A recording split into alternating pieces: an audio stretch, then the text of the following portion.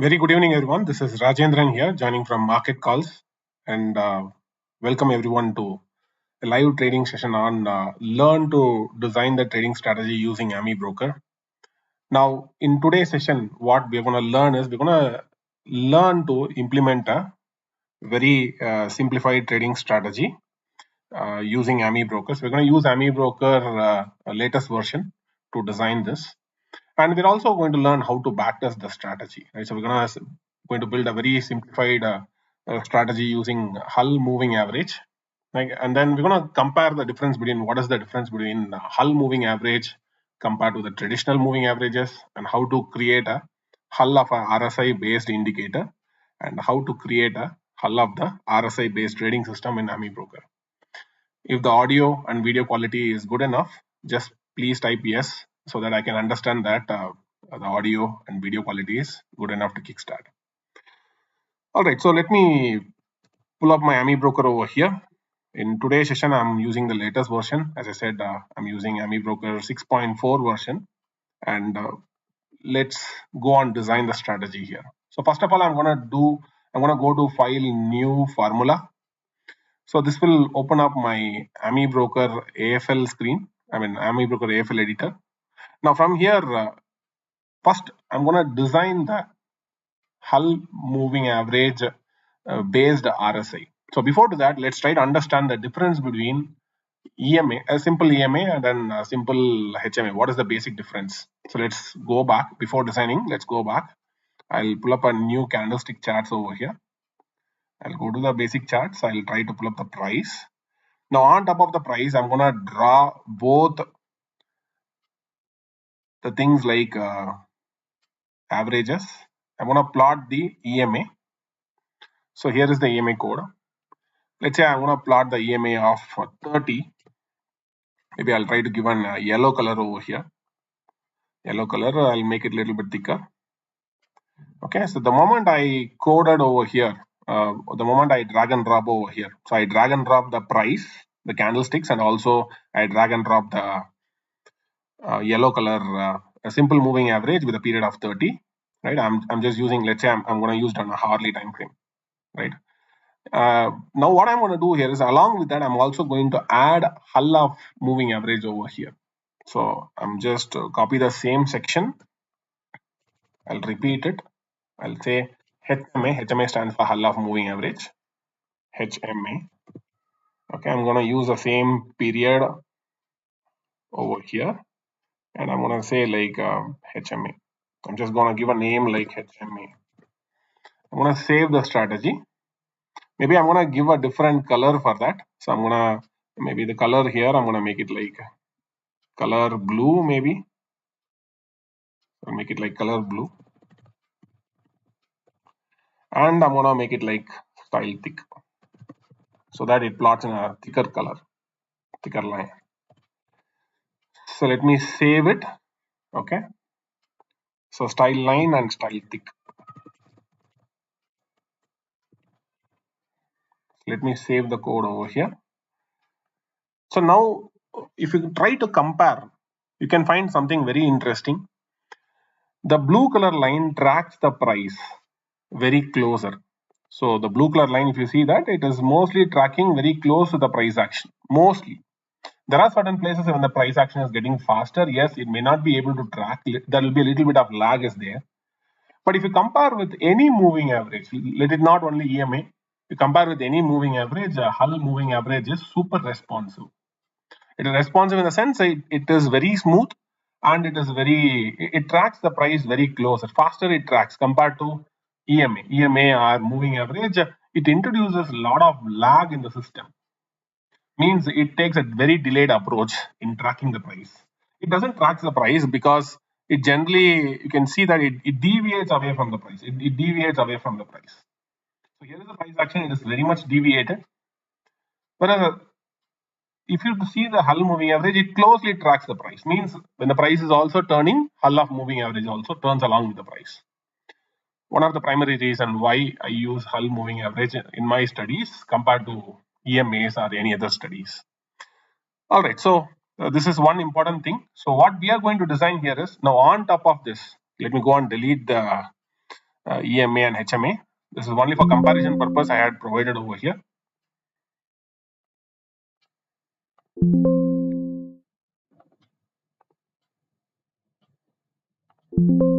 Now what I'm going to do here is I'm going to go to the formula editor. I'm going to bring a new formula. I'm going to take an smooth RSI. I'm going to build a smooth RSI. We can call that as a hull of RSI. So you know, right? Hull moving average generally brings and smooth the data points.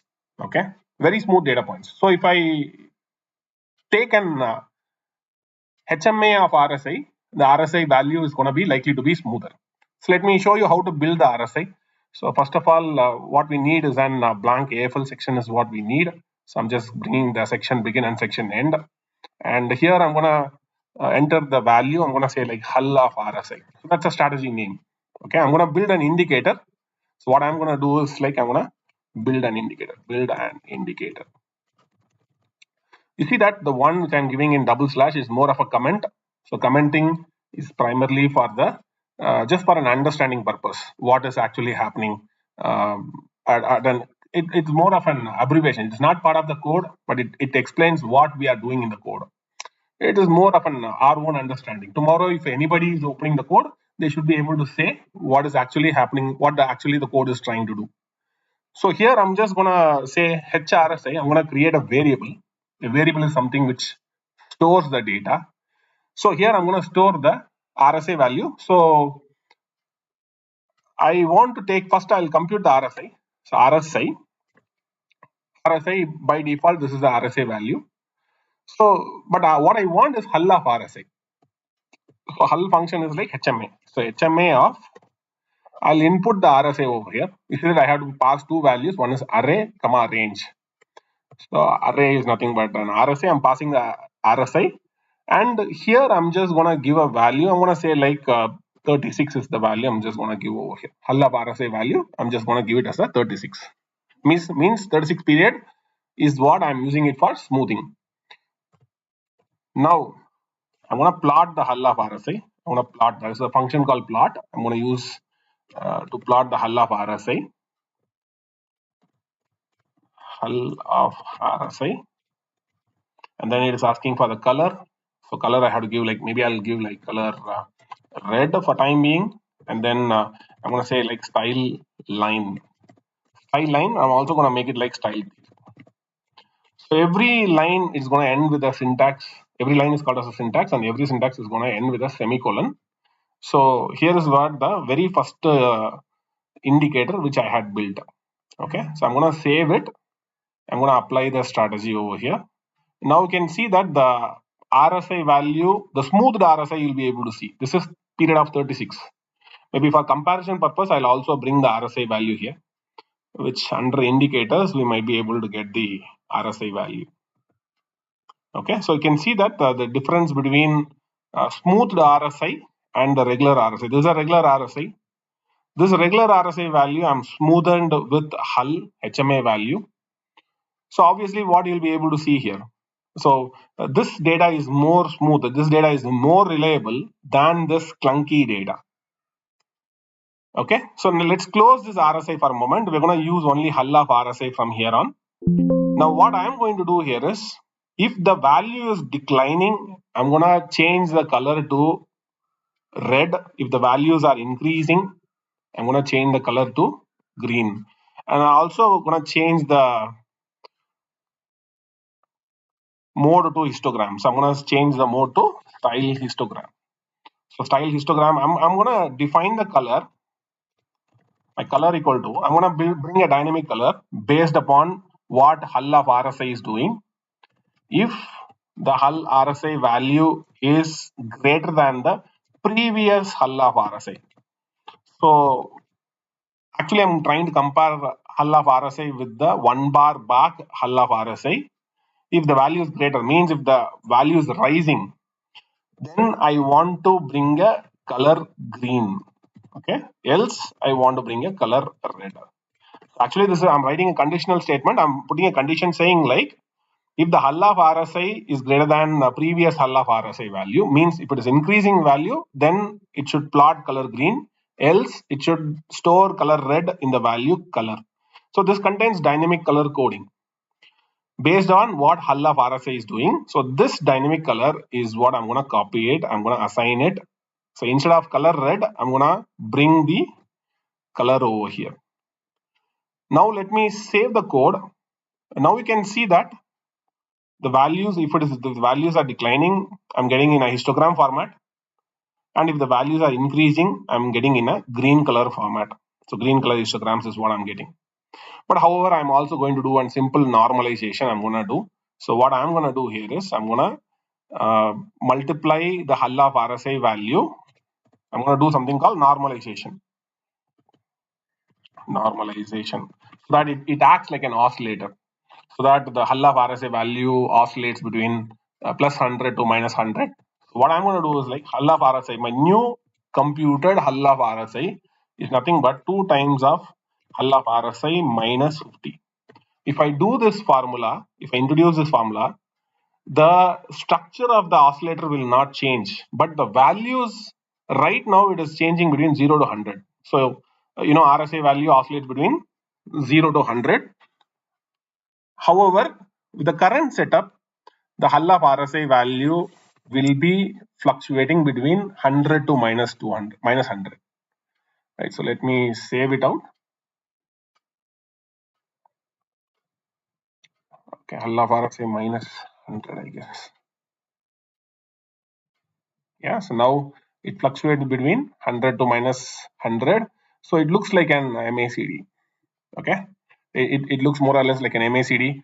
So typically one can use it to understand the short-term trading activity, what the short-term trading activity is doing. Okay, so means we can buy if the sentiment is turning green, and we can exit when the sentiment is turning negative. Likewise, we can consider shorting the system as long as it is maintaining red. So likewise, we can try to trade strategies based on that. Now what I'm going to do here is, so this is more of an Hull of RSI indicator, right? And also I'm going to give a control over here. I cannot change the value of the Hull of RSI. If I right click, I can go to parameters. I cannot be able to control the value of the Hull of RSI. If I could be able to change the values, it might be well and good. So what I'm doing here is I'm going to add a control over here, a parameter control. So instead of 36, I'm going to say, I'm going to give a parameter control over here. So it's going to be a parameter control. Not a parameter control. Let's say I'm going to say like PAR, which contains the parameter of Hull of moving average, or length of, we can say like length. So length is an easiest value to understand. Length of the HMA. So I'm going to say like there's a function called param. I'll open the function and I'll say HMA length. I'll give a value. Default value is going to be 36, but still I can vary the value from 1 to 100 with a step of 1. So this length is what now I'm going to apply it over here. Now if I save the code, I'll right click, I'll go to the parameters. Now you can see that I can change the value, and you can see the values changing during the live session itself, right? So lively, you can change the values. If in case if you want to reset to the default values, there is a reset all button is here. I'll press OK. Now what we built is an indicator. An indicator does what? An indicator does only, it shows visually where to buy, where to sell. All these things our brain will interpret. We know that we are the one who's designing the indicator. Now mechanically, if I want to trade, or if I want to take an automated trading, I need to define rules: when to enter long, when to exit the longs, when to enter short, when to exit the shorts. Now that is what we're going to do. We're going to convert this indicator. As of now, it is an indicator. So on top of this indicator, we are going to write a rule. Then it becomes a trading strategy. All right, so let's start implementing it. So first of all, I'll save this code. I'm going to save it under a folder. I'm going to create a new folder. Say like Hull of RSI. Now inside the Hull of RSI, I'm going to say Hull of RSI indicator. We can also give a name like smooth indicator or whatever the name you want. So here I'm just saved the code. So this contains what? This contains a parameter control, and here comes the calculation for Hull of RSI. calculation for hull of RSI, and normalization to vary the value between 100 to minus 100 to 100, minus 100 to 100. And then followed by that, here we are implementing a dynamic color coding, dynamic color based on the hull of RSI, HRSI movement. If it is increasing value, color green. If it is decreasing value, color red. And finally, we are plotting the RSI. We are plotting the RSI value. I mean, HRSI, hull of RSI value. Hull of RSI. Right. So let me save the code here. Now, what we are going to do here is we're going to build a similar strategy over here. We're going to build a strategy with buy and sell indications. So let's say I'll edit the code. Now on top of this code contains what? Price. Price means it contains only candlestick plot. Now on top of this, I'm going to write a simplified strategy over here. Let it be to the downside. And at the top, what I'm going to do here is I'm going to write a hull of moving average trading system. HMA trading system. Now for this, I need hull of moving average indicator. So for that indicator, I'm going to copy it from whatever we have created. Here is where the indicator we have created, right? So I'm just copying from here up to wherever we calculated the hull of RSI and dynamic color coding also. I'm just copying. I don't want to plot it because I'm going to plot the buy and sell signal. I'm going to apply the buy and sell signal on top of the candlestick itself. So I'm just bringing the code here, which we had calculated the hull of RSI, right? And dynamic color also we brought. Now what I'm going to do here is I'm going to say I have to write a rule. So this is where the trading logic comes in. Trading logic. A trading logic always contains three parts. A number one part, how much to buy or sell. So which is what we talk about set position sizing. There's a function called set position sizing. Here I'm going to say I want to buy 50 shares or maybe 25 shares of, that's one lot of Bank Nifty, right? So 25 shares of Bank Nifty SPS shares.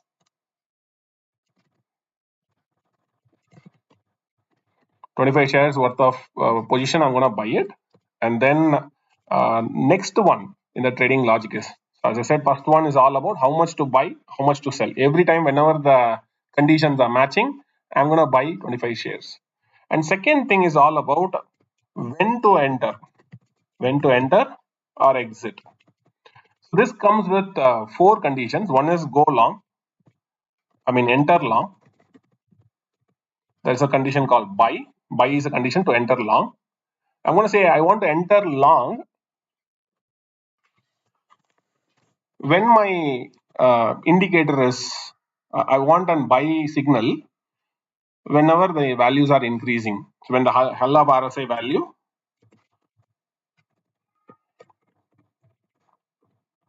so if the hull of RSI value is increasing, then I want to enter long. Now I can not only put the comments over here, I can put it over the sideways also. Here also I can put the comments. Anywhere I can place the comments. There is no limitation to that. Okay.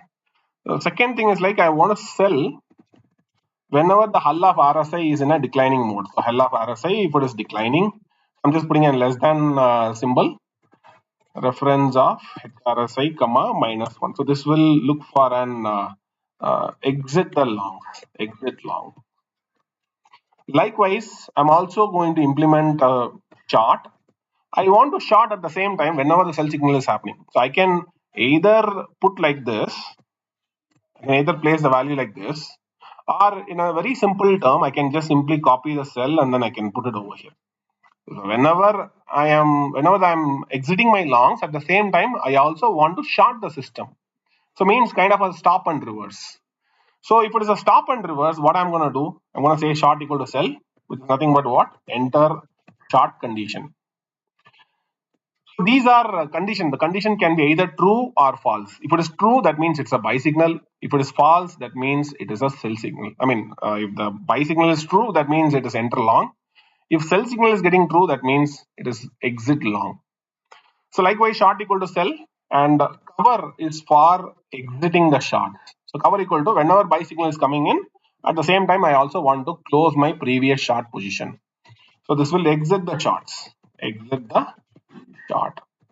Even for automation purpose, this 4 information is primarily required. It doesn't matter what of the strategy you design. So ultimately, one have to end up with buy sell. If you are investor, only buy and sell is more than enough. But if you are a trader, then you have to code for not only for buy and sell, you have to code for short and cover also. If your strategy is only buy and sell, even if you're a trader, you can code only buy and sell alone, right? So now once I'm done with that, I'm also going to remove the excessive signals. So before removing the excessive signals, I'll show you what happens if I try to plot the signals. So there is a block called plot buy and sell signal. This block will plot the arrows whenever there is a buy or sell, or maybe I'll say like short. Whenever there's a buy or short is happening, it will plot those signals. So you can see that it plots multiple signal over here. However, I don't want multiple signal. I want the first buy signal only. So I'm going to remove the excessive signals over here. So there is a function to remove it. So I'm going to remove the excessive signals. Remove excessive signals. I'm just going to redefine my buy. My new buy is nothing but xrem of buy comma sell. The xrem will remove excessive signal between buy. How much ever multiple buy signals are there, it will get removed until the next sell signal happens. Likewise, I'm going to redefine my sell. I'm going to say xrem of sell comma buy. This will remove excessive sell signal until the next buy signal is going to happen. Likewise, short equal to xrem of short comma cover. Always remember you have to do xrem only between entry and exit only, right? And the cover equal to xrem of cover comma short. So now if I save the code, it will remove continuous signal and it will bring only every buy is followed by a short, every short is followed by a buy, and again a short, again a buy. That is how it brings those information, right? So now a proper strategy is set in over here, right? Now we had built a proper strategy. However, there is one more thing which is missing over here, the third information. So we had seen 2 information, right? What are those 2 information? Maybe I'll pull it to a full screen. One is number 1, how much to buy and sell. When to enter, when to exit, we had coded. In fact, we also removed excessive signals as well. The third information is more important, where we are going to code what price to enter, or exit. So remember here, I want to enter on the close of the candle. So I'm going to define the price. This is the price I'm going to enter. I'm just going to say, I want to enter at the close of the candle. So I can say like this. And the sell price is also at the close of the candle. And then short price, I want to enter at the close of the candle. So means even though signal happens, only at the close of the candle only, I'm going to enter. Now this strategy is what we call as the end of the candle strategy. Always the strategy itself entering the positions only at the closing of the candle. Why? Because during the live bar, when the bar is forming, still it is not a completed bar. The value of the HMA will be keep on fluctuating. Right? Sometimes a signal may happen and then it may disappear also. For a safety purpose, these kind of strategies, most of the EMA, HMA, RSI, MACD, these kind of simple indicators, if you're going to use, mostly it belongs to the end of the candle strategy. Right? Likewise, I'm going to quote the cover price also. So cover price equal to close. All right. So now the strategy is backtestable. Now this is purely for backtesting purpose only. Backtesting purpose. Not for live trading. For live trading, what is more important is this is the block which is more important. But if you want your code to backtest, you want to know how the code performed in the past. So definitely one have to use this buy price, sell price, short price, cover price, because this is where it pick up the price. When the signal happened, bar closes, the bar closing value will be used as the entry point or exit point. Right? So This is what we call as a execution logic. This we call as a execution logic. And the one which when to enter or when to exit, we call it as a trading logic. A trading logic is either true or false, whereas execution logic defines at what price level I want to enter. Should I have to enter at the break of a certain bar, a high of a certain bar, or exactly at the close of the bar, or at the next bar open? So those are the things we need to define. And also, I'm just saying like I don't want to introduce any delay. So I'm just saying like set trade delay.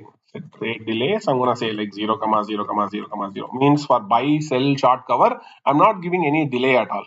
Sometimes we may have to enter at the next bar open or next bar closing. For example, if I am an investor, I will be willing to enter. If Friday I will do the analysis, Monday morning I will go and execute. Means next day open, I will go and either buy or sell. So in that case, if you need any delay, you can give the set trade delays. So typically it is not required, but it's a good coding practice if in case you want to follow a standard. Even the set trade delay is also used only for backtesting purpose only, not for live automated trading. It will not reflect in any of the automated trades or even on the signals also. Signals will not get delayed. Only in the backtesting purpose, it automatically introduce a delay if in case you need a delay. So let me save the code. Strategy is ready now. Now we're going to do the back testing. So I'm going to put it inside Hull of RSI. This is Hull of RSI strategy. Hull of RSI strategy. Now, what is the difference between the indicator and the strategy? Now you might have a fair idea. In indicator, we can only visually see the information, whereas in the strategy, we can define the rules. At what level Amibroker should enter, at what level it should exit. If any multiple signals are forming, then what to do? We have to ignore it. So we are giving line by line instruction, and Amibroker is follow it like a soldier. And not only that, we can also pull up an large database. If in case we are having a large database, in my case, I'm having a large database. So I'll go to a sample database which I'm having. So this contains a data for quite a big period. So mostly Amibroker database will be available under if I go to C drive, program files, Amibroker, formulas, not formulas, but database. So databases. So here I'm having a slightly bigger data set I'm having over here. Now this data set is what I'm going to use it for backtesting purpose. All right. So I'll click on the plus. I'll go to new analysis. I'm going to go to the folder. I'm going to pick up the Hull of moving average. So Hull of RSI, I'm going to pick up the strategy. Only strategy can be backtested. Indicators, we can backtest only visually only. So this data, I'll talk about a little bit about this database. So this database contains what? It contains data right from 2010 onwards, I think. So it's a very large database. It's almost 11 years of 11, 12 years of database I'm having over here. Right from 2011 till May is what I'm having. So May 2022, right? So almost 12 years of data is what I'm having over here. So now what I'm going to do here is I'm going to backtest the strategy on a Bank Nifty 15-minute time frame. So first thing is like once I select, I'll go to the new analysis. I pick up the code from the Hull of RSI folder, and then I'm going to go and set the couple of values over here. I'm going to set what time frame I want to backtest. So I'm going to say like 15-minute time frame. And then equity, I'm going to say like 2 lakhs is what I'm going to keep it. I'm going to enable long and short. Minimum share is, let's say, 1. And the commissions, I'm going to make it like 0.02. Enable the futures mode. So these are the information I'm just filling as of now, and I'll press OK. And ensure that here all codes are here, because we're going to backtest across right from start of the day till end of the data point. We're going to completely backtest. And I'm going to apply current over here. Current symbol always points to the what are the symbol which is there. So Bank Nifty is what which is there. So current always points to that symbol which is there displayed in the symbol box. Now if I hit the backtest, so before hitting the backtest, there is two more settings which are very much required. One, have to go to symbol and then information. So just go to symbol and then information. Here you'll be able to see a symbol tab. Here we can go and set the round lot size, because futures means obviously a round lot size is very important, and margin deposit. So lot size, I'm keeping it like 25. 25 is the lot size of Bank Nifty, and minus 15. Here minus represent in terms of percentage. That means the broker leverage is 15% leverage. You can also check the broker's portal and you can set the leverage also, because it varies from stock to stock. Some stocks even have 20% is the leverage. So means if you are having 10 lakhs in your account, you need to trade with 2 lakhs. That's what a 20% leverage means, right? You need to have 2 lakhs for the margin. Something very similar to that. Here for Nifty and Bank Nifty, traditionally it comes around 12.5 to 15%. It depends upon the volatility, it keeps on changing. So I'll keep it at a higher standard. Minus 15% is what I'm just keeping. 15% is what generally I'm using it for the leverage. So now if I hit the backtest, automatically it gives me the results, what date it entered, what time it entered, right? What is the entry price, what is the exit price, what is the profitability. It gives me the complete report for the last 12 years. Complete 12 years of data. It gives me the proper details about that. And not only that, I can also completely visualize as a report as well, right? So I can export the data, or I can open the report. I can see the complete report over here. So for a 2 lakhs capital, if I would have invested, how many number of trades would have happened? What is the ending capital, right? What is, how many transaction cost, means how much I would have been paid to the broker and exchange and then tax, everything you'll be able to calculate from here. And then what is the annual return in terms of compounded numbers? And obviously, what is the net profit? The difference between net profit is like, net profit is the absolute profit, whereas the annual return is in terms of compounded returns. So we call it as a CAGR. So CAGR is like 19.81%. And what is the win rate? 40% win rate. Traditionally, for trend following system, will have a lower win rate, 40% or 45%. Max to max, we can go up to 48, 50 kind of levels if it is your backtesting on a lower time frame.